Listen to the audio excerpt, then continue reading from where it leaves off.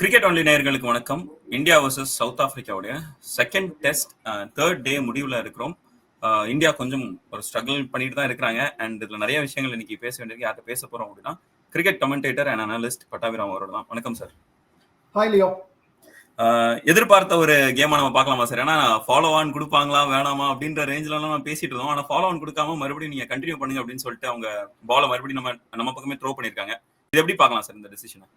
எதிர்பார்த்ததுன்னா நேத்திக்கு நம்ம பாட்காஸ்ட் யாராவது பார்த்தாங்கன்னா ஓகே, நம்ம ஓரளவுக்கு சவுத் ஆப்பிரிக்காவுக்கு அப்பர் ஹேண்டு, சான்சஸ் பிரைட்டர்னு சொன்னோம், இந்தியாவுக்கு லெஸர்னு சொன்னோம். அது மாதிரி தான் வந்திருக்குது. ஆனால் first day if you cast your mind back, நம்ம அஸ்பயர் பண்ணோம் இது மாதிரி 300குள்ள எடுக்கணும், 320குள்ள எடுத்தானா இந்தியாவுக்கு சான்ஸ் இருக்குன்னா நம்ம தான் டெஸ்பரேட் 0-1 டவுன். நம்ம ஹோம் சீரீஸ் ஸ்கேனர் நம்ம மேல இருக்குது, நியூசிலாந்து அடிபட்டிருக்கோம், பாயிண்ட்ஸ் போகுது ஹோம் வென்யூல. ஸோ அந்த சிக்கல் அந்த தாக்கத்துல நம்ம அப்படி சொன்னோம். பட் அதான் குளோரியஸ் கேம் ஆஃப் அன்சர்டனிட்டின்னு கேம் கிரிக்கெட்டை. உங்களுக்கு நீங்க ரோட்ல போறீங்க, டேர்னிங் எடுக்கிறீங்க, 100 மீட்டர்ல வலது பக்கம் திரும்பினா எவன் இருக்கான், என்ன நடக்க போகுது யாருக்கு, அது மாதிரி தான் லைஃப் மாதிரி தான் கிரிக்கெட்டும். You don't know what's going to happen every minute. அதனால தான் கோடி பேர் நீங்க டியூன் இன் பண்ணி பாக்குறான். ஸோ அந்த கேம்ல நீங்க ஒன்றும் பெருசா கிண்டிட்டு ஆடினோம், இப்போ கமெண்ட்ரி பண்ணோம், யாரா இருந்தாலும் அழுத்தம் திருத்தமா இப்படி நடக்கும்னு எவனும் சொல்ல முடியாது. அதனாலதான் இந்த கேமே நிறைய பெட்டிங் கிட்டிங் எல்லாம் அட்ராக்ட் ஆகுது. ஏன்னா அன்சர்டனிட்டி இருக்குது, ஒரு டைனி பிட் அன்சர்டனிட்டி இருக்குது. ஸோ அந்த கான்டெக்ட்ல பாத்தீங்கன்னா சவுத் ஆப்பிரிக்காவோட ரிமார்க்கபிள் கம்பேக்குங்க. நீங்க கேட்ட கேள்விக்கு சொல்லணும்னா நான் நினைக்கிறேன் யான்சனை கொஞ்சம் பாடியை ப்ரிசர்வ் பண்ணும். ஏன்னா டயர்டா போலிங் போட்டிருக்காரு, 17-18 ஓவர்ஸ் போட்டிருக்காரு, ஓடி வந்து 3 ஓவர் 4 ஓவர் ஸ்பெல்ஸ்ல உயிரை கொடுத்து போட்டிருக்காரு. அந்த பவுன்சிங் பாலுக்கு உடம்புல இருந்து எவ்வளவு எனர்ஜி எடுத்திருக்கும் பாருங்க, எக்ஸ்ட்ராக்ட் பண்ணி புழிஞ்சு எடுத்திருக்காரு. ஃபிட் இண்டிவிஜுவல், சின்ன பையன் எது இருந்தாலும் நல்லா பேட்டிங் ஆடி அந்த எல்லாம் எனர்வேட்டிங்கா இருந்தா கூட அவர் பாடி டயர்டா இருக்கும். So he needs a night rest. Batsman நாளைக்கு நல்லா ஆடிட்டு நாளைக்கு நான் நினைக்கிறேன் between lunch and close of play இல்லைன்னா ப்ராபப்ளி அரௌண்ட் 1.5 செஷன் கொடுப்பாங்கன்னு நினைக்கிறேன். அது தவிர நாளான்னைக்கு ஒரு 90 ஓவரோ 80 ஓவரோ இருக்கும். ஸோ 80 பிளஸ் ஒரு 30 ஓவர், 110 ஓவர், கிட்டத்தட்ட 115 ஓவர் அந்த மாதிரி கொடுத்து ஒரு ஓவருக்கு 4 ரன் அப்படின்னு போட்டுக்கோங்களேன்.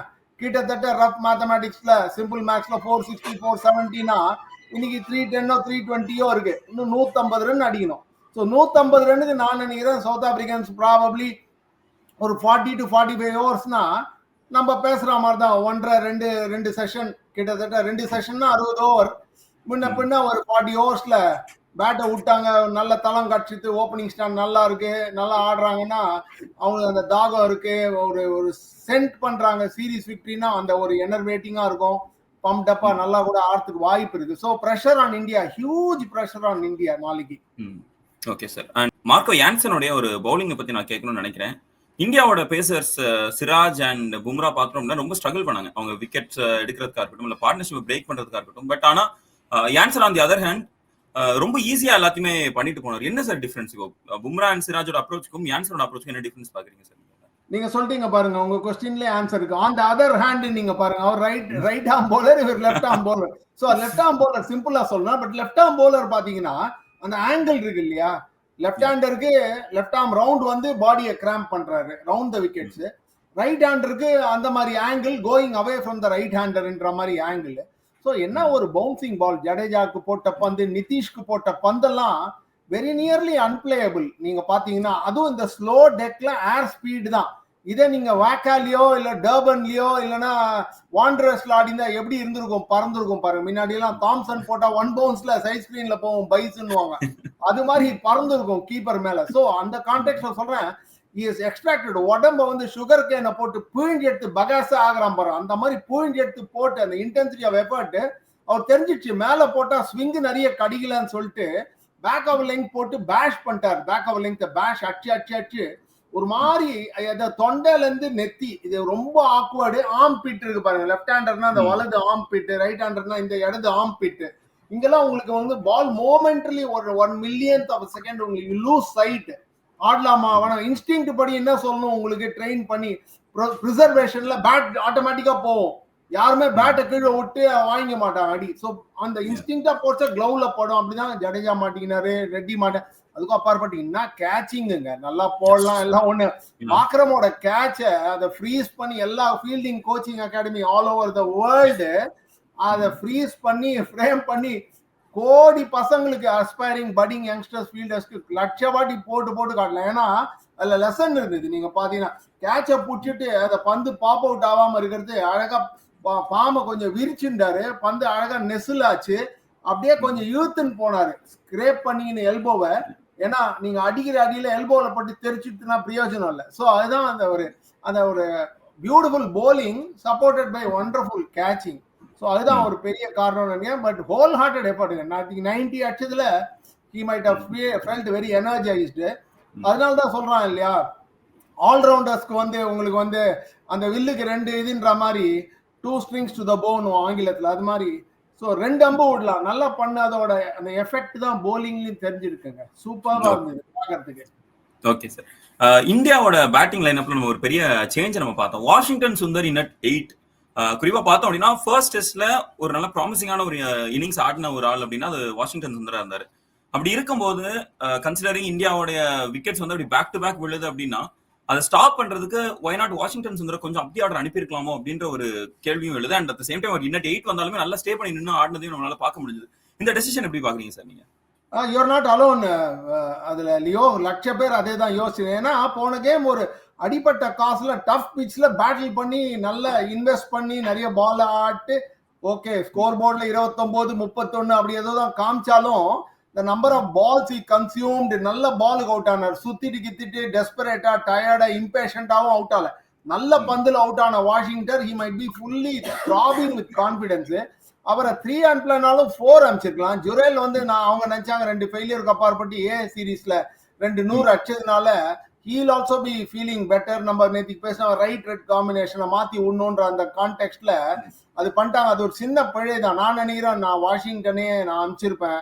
ஏன்னா இமீடியட் பாஸ்ட்ல நல்லா ஆடிதான், கொஞ்சம் ஷாக்கா தான் இருந்தது. ஸோ வாஷிங்டன் சுந்தர் பாத்தீங்கன்னா போன கேம்ல அட்டகாசமா பால் நிறைய ஆடி அந்த லோ ஸ்கோரிங் கேம்ல டஃப் ஹாஸ்டைல் பிட்ச்ல இம்பேஷண்டா எரிச்சல் கோவத்துல தூக்கி அடிச்சலாம் அவுட் ஆல. அவர் நல்ல பால்ல தான் he was caught in the slip அந்த ஏரியாஸ்ல தான். So it had to be a good ball to get him out. Okay but நல்லா ஆடினாரு. ஸோ அந்த கான்பிடன்ஸை he would have carried forward.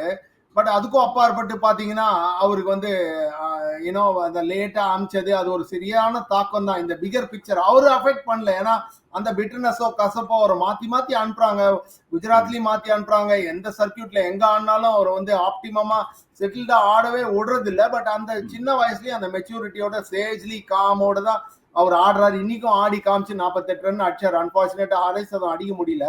So அது ஒரு பேட்டிங் ஆர்டர்ல சின்ன பிழை தாங்க. அடிக்கடி இந்த கௌதம் கம்பீர் வந்ததுல இருந்து அக்டோபர் 24ல இருந்து நீங்க பாத்தீங்கன்னா நியூசிலாண்டோட 3 கேம், ஆஸ்திரேலியாவோட 2 கேம், அதுக்கப்புறம் இங்கிலாந்து ஓகே 2 ஆல் பண்ணோம் தவிர 2 ஈச் பண்ணோம் தவிர நீங்க பாத்தீங்கன்னா ஒவ்வொரு பீரியட் நிறைய ஸ்ட்ராட்டஜிக்கா டைனமிக்கா இருக்கணும், என்டர்பிரைசிங்கா மாத்தணும்னு சொல்லிட்டு T20லயும் ஒரு கான்டெக்ட்ல சொல்லணும்னா நீங்க பாத்தீங்கன்னா ஹர்ஷ்தீப் எடுக்கிறது இல்ல, ராணாக்கு நிறைய சான்ஸ் கிடைக்கிறது, ஓகே ட்ரையல் தான் இது ட்ரையல் தான் இதுன்னு சொல்லிட்டு பேட்டிங் ஆர்டரை மாத்தி மாத்தி அபிஷேக் தவிர மற்ற எல்லாரையும் திருக்கி விடுறாங்க. நம்ம சஞ்சு சாம்சனை உக்காத்தி வச்சாங்க, சவுத் ஆப்பிரிக்காவில் 100 அடிச்சாரு. அதுக்கப்புறம் நம்ம எண்ட்லெஸ் எக்ஸாம்பிள்ஸ் கோட் பண்ணி நம்ம ஸ்கை மாறினே இருக்காரு, அப்செட் ஆகுது ஆப்பிள் கார்டு திங்கிங் ப்ராசஸ். இப்போ டெஸ்ட் மேட்ச்லயும் பாத்தீங்கன்னா நிறைய திருக்கி விடுறாங்க. ஒரு டீம்ல 2 கீப்பர் ஆடுறாங்க. ஓகே ஜுரேல பத்தி நல்லா பேசணும், ரெட் ஹாட் நல்லா தான் ஆடுறாரு, but okay just one of those things போன கேம் ஃபெயில் ஆயிட்டாரு. அதே மாதிரி நிதிஷ் வந்து ஐபிஎல் சக்சஸ்ல இருந்து அவரை ப்ரொமோட் பண்ணி பர்த் 100 அடிச்சதுக்கு அப்புறம் இப்போ லட்ச பேர் எவ்வளவு பேர் வந்து டொமஸ்டிக்ல நீங்க வந்து கருண் நாயர் எவ்வளவு அடிக்கிறார், சர்ஃப்ராஸ் எவ்வளவு அடிக்கிறாரு, உங்களுக்கு கருண் இப்போ இன்னொருத்தர் பாபா இந்திரஜித் எவ்வளவு அடிக்கிறார், 5000 ரன் இப்ப பிரீச் பண்ணிருக்காரு. So real test match regulars Ranji trophy Duleep டிராபில இன்வெஸ்ட் பண்ணி ஆடி அடிக்கிறவனுக்கு ஒரு லாங்கர் ரோப் கொடுக்கறது இல்லை. ஏன்னா செலக்ஷன் நீங்க பாத்தீங்கன்னா லியோ ஒரு பர்செப்ஷன், இந்த 5 செலக்டர்ஸும் இந்த கேப்டனும் மேனேஜ்மெண்ட்டும் கோச்சும் இன்புட்ஸ் வச்சுட்டு அவங்களுக்கு ஓட்டிங் இல்லைனாலும் அவங்க யார் யாரு எந்த மாதிரி கண்டிஷன்ஸ்ல எப்படி ஆடுவாங்கன்னு ஒரு பர்சீவ் பண்றாங்க அவங்க வியூல. இவர் நெக்ஸ்ட் பினிஷ்ட் ப்ராடக்ட் ஆவாரா அந்த மாதிரி எண்ணத்துலதான் இன்னைக்கு இவர் பவுன்சிங் பால் சர்ப்ராஸ் ஆட மாட்டாருன்னு சொல்லிட்டு ஆஸ்திரேலியாவில் ஆடவே வைக்கல, எல்லாரையும் ட்ரை பண்ணாங்க. அவரை இங்கிலாந்து டூர்ல ஸ்வீமிங் ட்ராக்கு பேஸ் ஆட மாட்டாருன்னு சொல்லிட்டு அவர் அங்கேயும் எடுத்துன்னு போல. இப்போ என்ன அவர் தூரதிருஷ்டம்னா இங்க பாம்பேல ரஞ்சி டிராபி வந்து அவருக்கு இன்னும் சோபிகளை ஒரு 6 சதம் தான் அடிச்சிருக்காரு 4-5 மேட்ச்ல. கருண் நாயர் வச்சீங்கன்னா அவரே சொன்னார் ஒரு இன்டர்வியூல எனக்கு இன்னும் லாங்கர் ரோப் கடிச்சிருக்கணும்னு, ஒரு 6 சதம் அடிச்சார் ஓவர்ல. அதுக்கப்புறம் பாத்தீங்கன்னா இப்போ கர்நாடகா விதர்பால இருந்து கர்நாடகா போய் ஒன்னும் ஷர்ட்டை மாத்தி போட்டார் தவிர திருப்பி ரெட் ஹாட் ஃபார்ம்ல 100 118 அடிச்சிருக்காரு. ஸோ இந்த மாதிரி கண்டிஷன்ஸ் கொஞ்சம் எக்ஸ்பீரியன்ஸ் வி லேக்டுன்னு நினைக்கிறேன் அந்த டாப் ஆஃப் த ஆர்டர்ல. நீங்க சொன்ன மாதிரி பேட்டிங் ஆர்டரும் திருக்கி விட்டு அந்த அன்செட்டில்டு மைண்ட் செட் இருக்கு இல்லையா, அதெல்லாம் சேர்ந்து எல்லாம் ஒரு பெரிய தாக்கம். அது சவுத் ஆப்பிரிக்கா பிரச்சனை இல்லை, அவனுக்கு என்ன இருக்கு, their keen and eager to win the series. So அவன் ஏறி மயிச்சிட்டான், இதான் சான்ஸ்னு. ஸோ அதுதான் தேர் ஹோல்டிங் த போல் பொசிஷன் இப்போ சத்திக்கு. Okay sir. இந்தியாவுடைய பேட்டிங்ல வந்து நாட் மெனி பாசிட்டிவ்ஸ் சொல்ல போனா, ஏன்னா எல்லாருமே டக்கு டக்குன்னு அவுட் ஆயிட்டாங்க. பட் அதுல ரொம்ப முக்கியமா ஒரு அண்டர் அப்ரிஷியேட்டட் ஒரு இன்னிங்ஸ் அப்படின்னு பார்த்தோம் அப்படின்னா அது குல்தீப்போடைய இன்னிங்ஸா நம்ம எடுத்துக்கலாம் சார். கிட்டத்தட்ட 134 பால் பிடிச்ச அந்த டீம் அப்படி கடைசி வரைக்கும் அப்படி கேரி பண்ணிட்டு போனதை எப்படி பாக்குறீங்க சார் நீங்க? ஸோ அதான் நீங்க பிகர் பிக்சர்ல பாத்தீங்கன்னா அவன் குல்தீப் கேன் ஹோல்ட் ஃபோர்ட், அவ்வளவு டாட் பால்ஸ் ஆடி அவர் விக்கெட் மேல ஒரு பிரைஸ் டேக் வச்சு ஒரு இன்வேல்யூபிள் பார்ட்னர்ஷிப், ஒரு ஒரு ஓகே அவங்க அந்த அப்ஜெக்டிவ் வந்து ஃபாலோ ஆன அவாய்ட் பண்ண முடியல, அது வேற விஷயம். அதுக்கும் அப்பாற்பட்டு அந்த ஒரு பிரைஸ் டேக் போட்டு he put his body in line, ஒரு தைரியமா கிரிட்டியா ஒரு ஒரு ஒரு ஆப்டிமம் கிரிக்கெட், அதாவது ஒரு ஒரு பர்சன்டேஜ் கிரிக்கெட். இந்த ஷாட் ஆடினீங்கன்னா நீங்க அவுட் ஆடுறதுக்கு சான்சஸ் கம்மி, அந்த மாதிரி ஷாட்ஸ் தான் பர்சன்டேஜ் கிரிக்கெட்ன்றான். ஸோ அந்த பர்சன்டேஜ் பேட்டிங் ஃபிளாஷியா ஆடாம ஜுரேல் அடிக்க போற மாதிரி ஒரு ஷாக்கிங் ஷாட்டோ இல்ல அந்த அழகா அந்த வியூ பண்ணி பவுன்சிங் பால ரைட் பண்ணி சிங்கிள் எடுத்து ஒரு இரிட்டேட் பண்ணி ஃப்ரஸ்ட்ரேட் பண்ணாரு பாருங்க, அது இது ரொம்ப பார்க்கறதுல வென் லோயர் ஆர்டர் பிளேயர் குல்தீப்னால பண்ண முடியச்ச டாப் ஆர்டர் பிளேயர்னால ஏன் அதை சமன் பண்ண முடியல, அந்த ஸ்கில் செட்ஸோ இந்த பொறுமையோ இந்த நிதானத்தை ஏன் கடைப்பிடிக்க முடியாதுன்றது ஒரு ஒரு சரியான கேள்விதான். ஒரு எரிச்சலா தான் இருக்கும். இந்த இந்தியன் ட்ரெஸ்ஸிங் ரூம்ல போனீங்கன்னா நீங்க இப்போ இன்னைக்கு சாயந்தரம் ஒரு பேச்சு மூச்சே இருக்காதுன்னு நினைக்கிறேன். ஃபேனுக்குன்னு ஓடினா அந்த சத்தம் தான் கேட்கும் தவிர பயங்கர மயான அமைதி இருக்கும். எரிச்சல் கோவம் பயங்கரமா இருக்கும். ஏன்னா மூஞ்சிய மொச்சுன்னு இருக்குது டிபீட் இப்போ டெஃபினட்டா. Okay sir. அண்ட் கடைசி ஒரு கேள்வி கேட்கணும்னு நினைக்கிறேன். கௌதம் கம்பீரோட ரெஸ்பான்சிபிலிட்டி என்னவா இருக்கும்னு நினைக்கிறீங்க சார் இதுல? ஏன்னா தொடர்ந்து ஒரு ஹோம் டெஸ்ட் சீரீஸ்ல பேக் டு பேக் லூஸ் பண்றதெல்லாம் பல வருஷமா நடக்காத ஒரு விஷயம். அதெல்லாம் இப்போ கௌதம் கம்பீரோட கோச்சிங்ல வந்து இப்படி நடக்கிறது அப்படின்றத எப்படி பாக்குறீங்க சார் நீங்க? இப்போ கௌதம் கம்பீர் எல்லாமே கோச்னு சொல்றாங்க. கௌதம் கம்பீரோட பாசிட்டிவ் என்னன்னா அடிப்பட்டா பிரஸ் முன்னாடி ஃப்ரண்ட் அப் பண்றாரு, வின் பண்ணா கில் வராங்க. நம்ம இங்கிலாந்துல பார்த்தோம், ஃபர்ஸ்ட் டெஸ்ட் மேட்ச்ல பார்த்தோம். ஸோ அது ஒரு பாராட்ட வேண்டிய விஷயம் தான். அடியா இருந்தா தான் வாங்கிக்கிறாரு. ஏன்னா பட் முக்கியமான விஷயம் நான் ஏர்லியர் கொஸ்டின்ல சொன்ன மாதிரி அவருக்கு என்ன ஆக்சுவலா வந்து இன்புட்ஸ் இருக்கான்னா டீம் மேனேஜ்மெண்ட் இது இந்த பிளேயர் எடுக்கலான்ற மாதிரி சஜஸ்டிவா அகர்கர் அண்ட் கோட்டை சொல்லுவாங்க. மெயின் வந்து ஓனர்ஸ் வந்து செலக்டர்ஸ் தான் எடுக்கிறாங்க டீம்ல. டூர் போது உங்களுக்கு கௌதம் கம்பீர் கேப்டனும் டிராவலிங் செலக்டரும் எடுப்பாங்க. ஸோ கௌதம் கம்பீர் மேல நம்ம பிளேமை ஷிஃப்ட் பண்றது 100% சரியில்லை. பட் ஆனா அவருக்கு ரோலே இல்லைன்னு சொன்னாலும் அது போய் டெஃபினட்டா இருக்குது ரோலு செலக்ஷன்ல பேட்டிங் ஆர்டர்ல. ஏன்னா கில்லே உள்ள ஆடுறாரு, கேப்டனே உள்ள ஆடுறாருன்னா உள்ள கொஞ்சம் பேட்டிங் ஆர்டரை மாத்தி விடுறது அந்த சமயத்துல ஓகே ஒரு டைனி பிட் டிஸ்கஷன் இருக்கும். பட் அதுக்கும் அப்பாற்பட்டு he will have a massive role. ஏன்னா கௌதம் கம்பீர் ஒரு ஃபாதர் ஃபிகர் மாதிரி ரெஸ்பெக்ட் பண்றாங்க. இப்போ கில்லே கொஞ்சம் அன்செட்டில்டா தான் இருக்கு. இப்பதான் வந்து ஃபர்ம் ஃபுட்டிங்கா இருக்கு. இங்கிலாந்து டூருக்கு அப்புறம் யங் கேப்டன், பந்த் ஒரு யங் கேப்டன், எல்லாம் நார்த் ஜோன்ல இருந்து வந்து பார்த்து கம்பீர் வேர்ல்ட் கப்ல 2 வேர்ல்ட் கப் அடிச்சிருக்காரு. ஸோ ஒரு அவங்க மேல ஒரு பயங்கர இமென்ஸ் ரெஸ்பெக்ட் இருக்கும் கௌதம் கம்பீர் மேல. ஸோ அந்த ரெஸ்பெக்ட் இருக்கிறதே இவர் வந்து அதை மிஸ்யூஸ் பண்றாரு அபியூஸ் பண்றாருன்னு சொல்ல முடியாது. பட் கௌதம் கம்பீர் நினைக்கிறாரு இந்த சமயத்துல கொஞ்சம் ஹேண்ட் ஹோல்டிங் தேவை, நம்ம கொஞ்சம் ஷெப்பர்ட் பண்ணி நரிஷ் பண்ணி க்ரூம் பண்ணும் இவங்கள அப்படின்ற அந்த எண்ணத்துல நான் ஏற்கனவே சொன்ன மாதிரி பயங்கர டைனமிக்கா என்டர்பிரைசிங்கா இருக்கும் சொல்லி குழப்பி இது போதாத்துக்கு காம்பவுண்ட் ஆகி எல்லாம் சேர்ந்து கலெக்டிவ் மெல்டவுன் வேற ஆயிடுது. ஸோ இது ஆக்சுவலா cricket teams are run by captain தாங்க. லைன் ரோப்புக்குள்ள போயிட்டா கேப்டன் தான் அவன் தான் he must call the shots. Unfortunately Indian captain இதே கங்குலியா தோனிட்டு அப்படி நீங்க பண்ண முடியுமா? அதுதான் விஷயம். அவங்க வந்து they enjoyed the captaincy, their individual leaders. அவன் வந்து கோச் கீச்செல்லாம் சஜஸ்டிவா ஒரு பவுன்சிங் போர்டா ஒரு ஸ்ட்ராட்டஜியோ டாக்டிக்கோ ஏதோ சொன்னா இன்புட்ஸை எடுத்துப்பான், அசிமுலேட் பண்ணுவான். பட் யூஸ் பண்றது யூஸ் பண்ணாதது எல்லாமே தோனியோட ரோல் தான் உங்களுக்கு, இல்ல கங்குலியோட ரோல் தான். ஸோ நான் நினைக்கிறேன் இது கொஞ்சம் இப்பதான் ஒரு கிளே ஒரு பிடிச்சி வரா மாதிரி இருக்கிற கேப்டன்னால கம்பீர் கொஞ்சம் ஹேண்ட் ஹோல்டிங் மாதிரி கொஞ்சம் அது பண்றதுனால வர தாக்கம் ஒரு ஒரு ஒரு எரிச்சல் ஏற்படுதுன்னு நான் நினைக்கிறேன். பட் கம்பீரோட டோர்ல நம்ம பிளேமை என்டையரா லே பண்ண முடியாது. ஏன்னா இதுக்கு அப்பாற்பட்டு இதுக்கப்புறம் டெஸ்டே நம்ம ஆட போறது இல்லை. இதுக்கப்புறம் எல்லாம் கடந்து போய் T20 ஷர்ட் போடுறோம், வேர்ல்ட் கப் அடிச்சோம் வச்சுக்கோங்களேன், யாருக்கு என்ன ஞாபகம் இருக்க போகுது? அப்புறம் IPL September அக்டோபர்ல நியூசிலாண்டும் Sri Lanka away series, அதுக்குள்ள ஜடேஜா இருக்க போறாரா, என்ன நடக்க போகுது யாருக்கு தெரியும்? ஸோ ரீபில்டிங், திருப்பி இன்னொரு ரஞ்சி டிராபி சீசன் முடியும், துலீப் ஆட போறாங்க. So it's too early. இதுக்கப்புறம் இந்த கேமுக்கு அப்புறம் உங்களுக்கு டெஸ்ட் மேட்சே கிடையாது. ஸோ அவசரப்பட்டு இம்பல்சிவா ஆங்கிரியா கம்பீரை நீக்கணும் அது பண்ணுன்ற மாதிரி இப்போ இந்த டிசிஷன் எடுக்க மாட்டாங்கன்னு நினைக்கிறேன். நான் நினைக்கிறேன் they will wait for a bit. டெஃபினட்டா இது இன்ட்ராஸ்பெக்ட் பண்ணி ரிஃப்ளெக்ட் பண்ணி ஹியூஜ் நீங்க சொன்ன மாதிரி இவ்வளவு நாள் பேக் டு பேக். அதுவும் வந்து ஒரு ஜைஜாண்டிக் நேஷன். ஆஸ்திரேலியா வந்து நம்மள அடிக்கல, இங்கிலாந்து வந்து அடிக்கல இல்லையா? சவுத் ஆப்பிரிக்காலாம் நம்ம அடிஞ்சிருக்கான் 15ல எல்லாம் 3-0 அடிபட்டிருக்கான். நியூசிலாந்துல என்னமா அடிபட்டிருக்கான் வருஷக்கணக்கா. சோ அவங்ககிட்ட அடிபடுறது, நிறைய டெஸ்ட் மேட்ச் ஆடாத இந்த 2 கண்ட்ரிட்ட அடிபடுறது போதாதுக்கு. இது நல்ல பிட்ச் வேற. கல்கட்டா மாதிரி பேட் பிட்ச், போன வருஷம் பூனே மும்பை மாதிரி பேட் பிட்ச்னா கூட பரவாயில்ல, ஒரு லாட்ரின்னு சொல்லலாம் அவங்க ஸ்பின்னர்ஸ். பட் இது நல்ல பிட்ச்ல இப்படி மெல்ட் டவுன் மாதிரி ஆனது ஒரு ரொம்ப ரொம்ப ரொம்ப ரொம்ப சேட் நியூஸ் தான் இது. கௌதம் கம்பீர் இப்போ சத்திக்கு இன்னும் அவசரப்பட்டு எந்த டிசிஷன் எடுக்க மாட்டார். But he is also a party to be blamed. இல்லவே இல்லைன்னு சொல்ல முடியாது. பட் அவரு நீக்கிறது அது இதெல்லாம் இந்த ஆங்கர்ல வந்து இந்த அவுட் பர்ஸ்ட்ல ஒரு டிசிஷன் எதுவும் எடுக்க மாட்டாங்கன்னு தான் நீங்க உதையே பட்டாலும் நான் சொல்றேன். சீரியஸே பண்ணாலும். நீங்க சொன்ன ஒரு விஷயத்தை பத்தி நான் ஒரு சின்ன கேள்வியோட முடிக்கணும்னு நினைக்கிறேன். கில் அண்ட் பண்ட்டுக்கு வந்து அந்த கமாண்டிங் வாய்ஸ் இல்ல நினைக்கிறீங்களா சார் இந்த ட்ரெஸ்ஸிங் ரூம்ல? இல்ல கமாண்டிங் வாய்ஸ்னு இல்ல.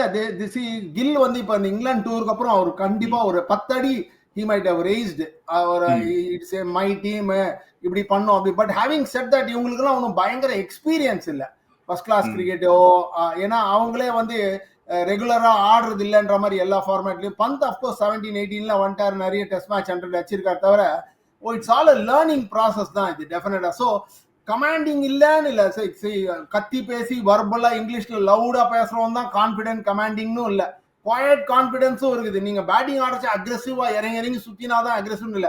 இப்போ பயங்கர பிரெட்லி போடுற 150 நீங்க ராக் சாலிடா ரவுண்ட் ராட் மாதிரி டிஃபென்ஸ் ஆடி அவனை வெறுப்பேத்தினீங்கன்னா 1 ஓவருக்கோ 2 ஓவருக்கோ பதுங்கி பாயறதும் ஒரு ஃபார்ம் ஆஃப் அக்ரெஷன் தான் இல்லையா? டிஃபென்சிவா இருந்து அக்ரெசிவா மாறுறது. ஸோ எல்லாமே அப்படி இருக்கணும்னு அவசியம் இல்லை. ஒருத்தரோட டெம்பரமெண்ட்டும் ரொம்ப ரொம்ப இம்பார்ட்டன்ட்.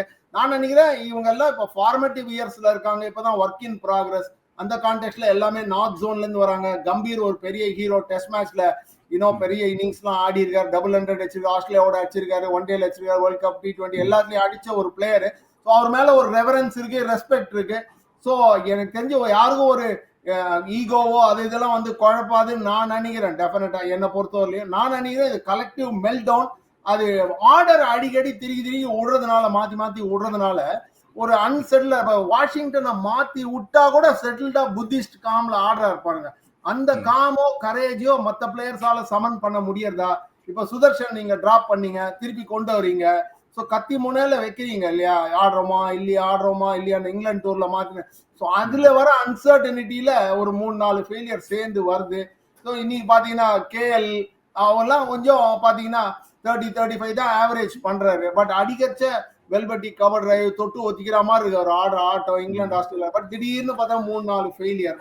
இன்னைக்கு ஜெய்ஸ்வால் நல்லா ஆடி இருந்தாரு, ஒரு மாதிரி ஸ்லைட் டிப் இன் கான்சன்ட்ரேஷன், பந்து டேர்ன் ஆகி பவுன்ஸ் ஆச்சு, அப்படியே ஃபாலோ பண்ணிட்டு ஒரு போக் பண்ணி அவுட் ஆகிட்டு போயிட்டார். சார் ஜெய்ஸ்வால்ட்ட நம்ம எதிர்பார்த்தா தான் இது கூட நம்ம சொன்னோம், தளம் ரொம்ப இம்பார்ட்டன்ட், ஃபவுண்டேஷன் ஓப்பனிங் ஸ்டாண்ட் அது இல்லாத இதெல்லாம் தான் சில பல காரணம் இந்தியாவுக்கு அந்த தாக்கத்தினால. So but all in all நியூட்ரலா பாத்தீங்கன்னா one is happy for South African fight back ஒரு ஏலியன் ஷோர்ல வந்து. பட் இந்தியனா நீங்க பாத்தீங்கன்னா டெஃபினட்டா லட்ச ஒப்பீனியன் நீங்க சோசியல் மீடியாவே பத்திக்கும் நீங்க night. Thank you so much for your time and opinion sir. ரொம்ப ரொம்ப நன்றி. தேங்க்யூ. Thank you Leo.